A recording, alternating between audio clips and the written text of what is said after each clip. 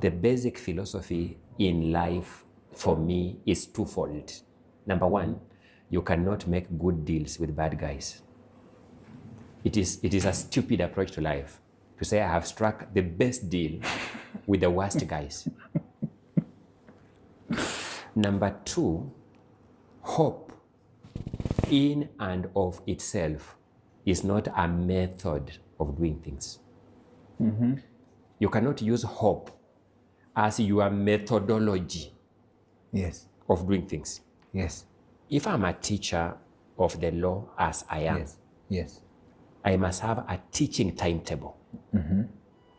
I must have a lesson plan. Mm-hmm. I must have my teaching methods, my resource material. Then I must implement these things. When I'm required to be in class, I must be there. When I fail to be there, I must create a makeup class so that I make up for that. That's a method. Otherwise, hoping that somehow learning will happen this semester by doing nothing about it is funny.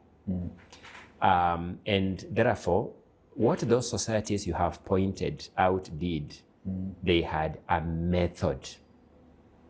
And that method was put in the hands of good guys. Mm-hmm. That's the only way those deals worked. Okay. In our case, we had hope put in the hands of our worst sons and daughters. There is a system of government called a kakistocracy. Mm-hmm. A kakistocracy is a leadership by the worst. So you sit as a community of people and you ask, who among us do we want to be the chairman of this club? Then you pick the worst and you say that one, that's the one we want. And hope that somehow, out of this hope, results will arise. I have studied as a student of governance, a number of societies. And the two you have pointed out are just but a few. But a society I have spent a bit of time studying is Israel myself. Because Israel is a strange society. It has maniacs, those who support it, and those who are Israelphobians, those who really also find it reprehensible in the way it does its things. Each of those classes of people have their own logic that is plausible. If you listen to them, each of them have their own logic, why they detest the way Israel does things and why some of them like the way Israel does things. Yes. But I've tried to study a number of things about Israel. Number one is just the way the country came into being. It came into being, in a sense, by imposition. If you know, even biblically, the children of Israel were scattered. Even historically, by the time of the Holocaust, Israelis were scattered. They got resettled and the state of Israel got formed where it currently is in recent history, in 1948. That state got established there. Barely 12 years before a majority of African countries began getting independence in the early 60s. And as well, you know, where Israel is, it is not surrounded by very many enemies. No, my apologies. It is surrounded by very many enemies in the diplomatic relations term of that word. It is not surrounded by very many allies around it, and that should be a factor militating against its development. Number three, that area where Israel is generally called the Middle East. In that Middle East place where Israel is, it is the only country without oil. It's the only one. All the neighbors have oil. And you look at all those factors and you keep asking, I mean, how does it survive this far? And yet, when you leave the geopolitics and you come to indicators of development, science, education, agriculture, food security, all those indicators, Israel is among the top countries in the world across each of these indicators. Sometimes, from an academic point of view, we are empiricists. To avoid personal opinions clouding our judgment, we then go to evidence, just data. In the area of agriculture, where is this society vis-a-vis these others? So that, for example, you will find a country like Israel being in a desert, but giving food aid to countries like Kenya that have a lot of arable land. And you want to ask, I mean, how does that happen? Yeah. So if you then reflect, and in the course of our comparative studies, we've had the privilege of meeting some scholars from those studies, they will tell you that they got it right from the very beginning. And how they got it right is from the very beginning and throughout history, they get the right men and right women for the job. So if you talk about Singapore, you talk about Korea, you talk about China, those countries get the right men and women for the job. That is what I'm calling the method. That's what I'm calling the good guys with whom you can enter into deals and expect the deals to be honored. Bad guys are fraudsters.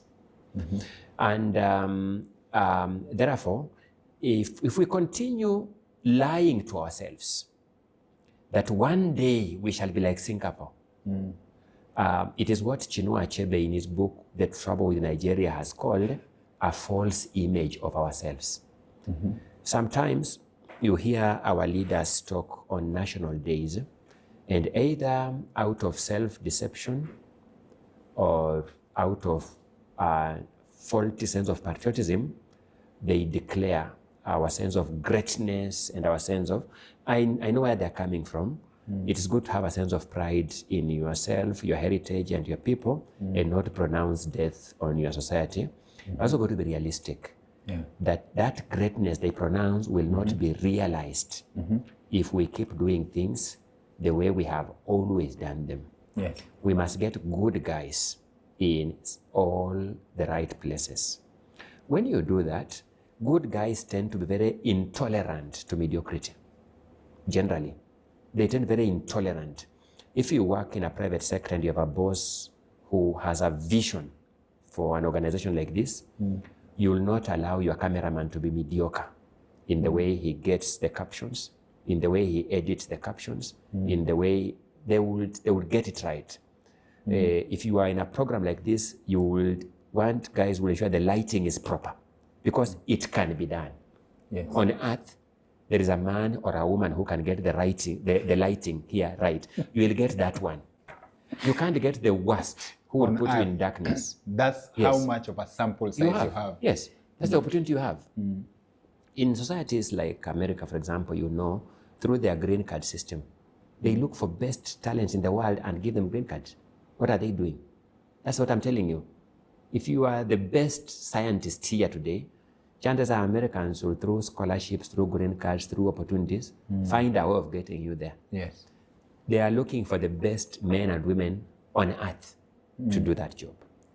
And I'm painting this picture to let you know that I believe one day our society will get it right.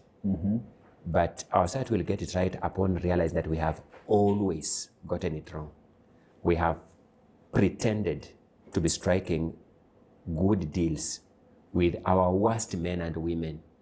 The result is the present day despondency, the present day hopelessness, the present day air of despair. It will remain so until we get to a point where we begin striking the same deals with our right men and our right women. And those right men and right women actually exist.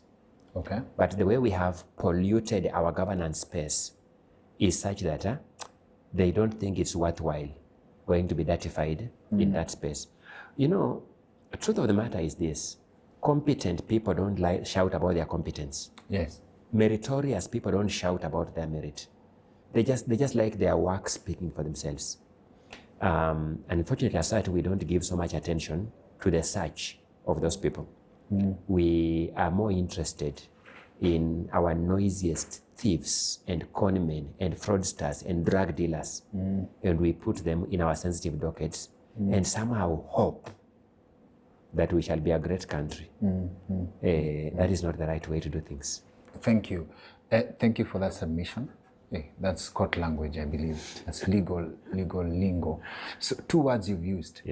Academic, from an academic perspective. But you've also mentioned realistic.